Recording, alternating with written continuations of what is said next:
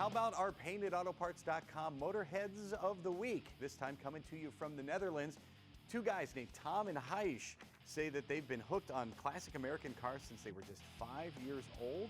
And they told me that American car culture is really big in the Netherlands, but that wasn't good enough to satisfy their appetite for American metal.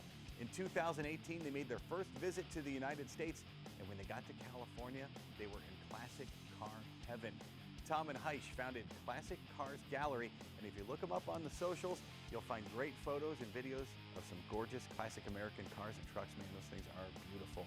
They say that while the car scene is good back home, they say that their fellow Dutchmen and Dutchwomen need to come on over to the United States and check it out, and we think that's a pretty good idea.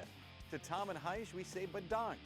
Thank you for putting your names in the hat to become the paintedautoparts.com Motorheads of the Week. Folks around the world are doing it, so why don't you? Just send us a note at motorheadgarage.tv and tell us why you or someone you know should be our Motorhead of the Week.